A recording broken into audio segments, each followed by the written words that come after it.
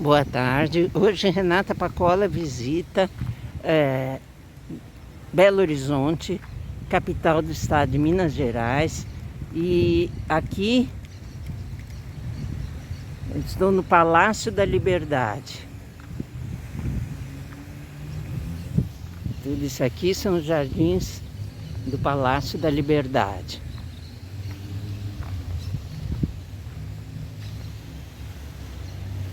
Um espaço aberto ao público.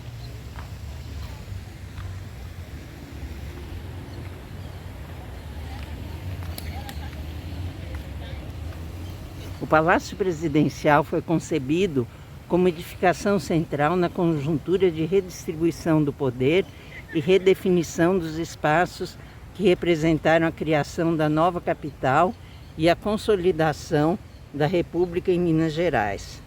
Assim, sua localização privilegiada, no topo de uma colina, é um dos elementos que reforçam a lógica da edificação como símbolo do poder republicano. Da esplanada em que está construído, avenidas ligariam diretamente às secretarias de Estado, Avenida Brasil, os Palácios do Congresso e da Justiça, Avenida João Pinheiro, e a sede do Poder Municipal, Avenida Bias Fortes, formando um desenho triangular na cidade. Entretanto, durante as obras da construção da cidade, nenhum desses edifícios foi construído e as secretarias foram transferidas para a Praça da Liberdade, que terminou por adquirir maior importância. Na ideia inicial, no entanto, os eixos representariam as leis dos 3 estados alegadas pelo positivismo: o amor como base, a ordem como meio e o progresso como fim. O Parque Municipal simbolizaria o amor à natureza e estava ligado por uma linha imaginária que passaria pela Praça da República. Seguiria pela Avenida Liberdade, atual Avenida João Pinheiro, e atingiria a Praça da Liberdade e o Palácio. O espaço urbano, moldado de forma racional e geométrica, correspondia ao princípio da ordem. Já o progresso estava contido no planejamento de um espaço projetado para receber crescimento urbano até os anos 2000. Então, e aqui, apesar de se chamar Palácio da Liberdade, não pode fumar, não pode entrar com bolsa dentro do palácio. Mas eu vou mostrando aqui mais um pouquinho.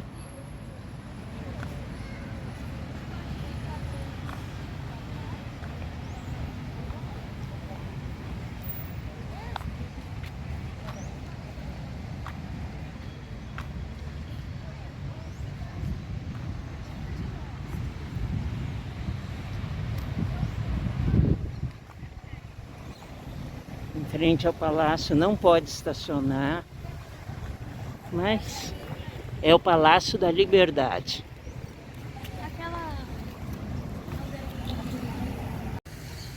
A praça e o palácio são jardins integrados. Em setembro de 1898, o arquiteto paisagista Paul Villon, que integrava a comissão construtora da nova capital, criou o primeiro projeto paisagístico integrado para os jardins do Palácio Presidencial e da Praça da Liberdade.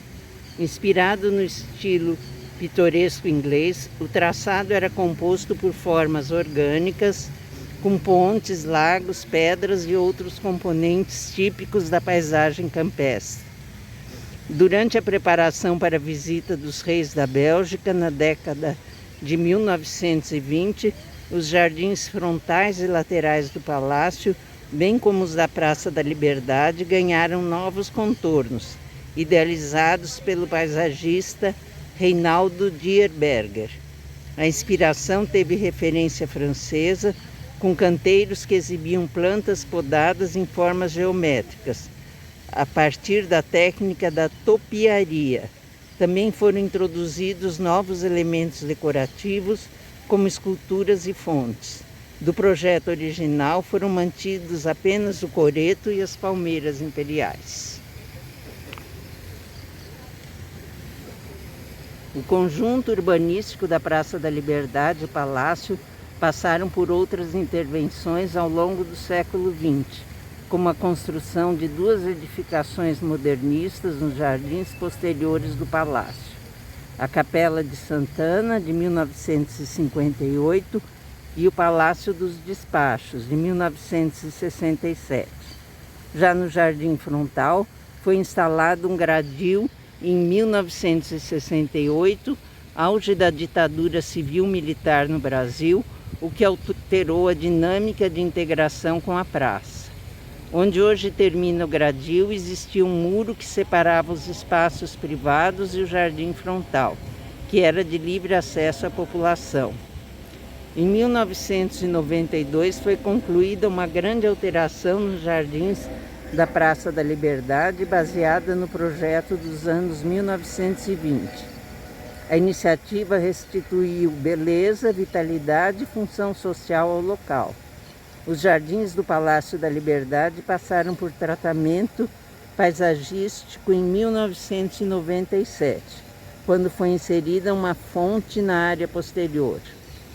Aqui a fonte.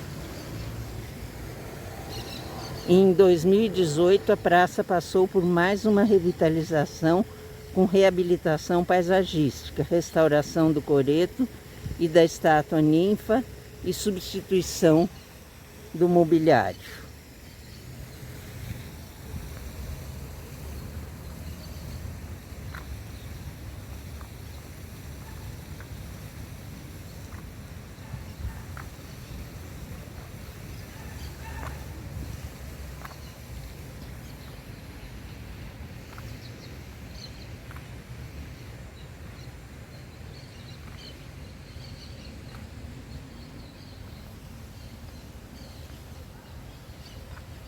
Aqui era a piscina.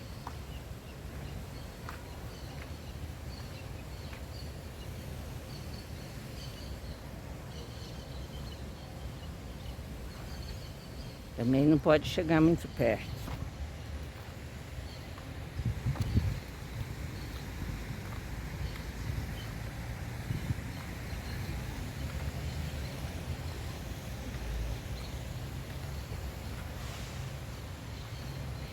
Inspirada pelas grandes inovações urbanísticas europeias e norte-americanas da época, a construção da nova capital mineira visava romper com a tradição da arquitetura e do urbanismo do período colonial. Assim, a planta geral da nova capital, aprovada em 1895, apresentou uma proposta cosmopolita, que previa a setorização dos espaços da cidade em 3 zonas de ocupação: urbana, suburbana e rural. A primeira era destinada a espaços administrativos e comerciais, equipamentos urbanos e bairros residenciais. A zona suburbana era voltada para chácaras arborizadas em terrenos delimitados por ruas irregulares. O limite entre essas duas zonas era marcado por um anel de contorno. A zona rural periférica era ocupada por colônias agrícolas responsáveis pelo abastecimento da capital e que também funcionavam como um cinturão verde. Posteriormente, artistas nacionais e estrangeiros foram contratados para realizar trabalhos ornamentais nas fachadas e no interior dos principais edifícios públicos que foram construídos na zona urbana da nova capital. Para cada um deles foram adotados tipos, ornatos e estilos históricos variados, que deveriam se relacionar com a destinação do edifício.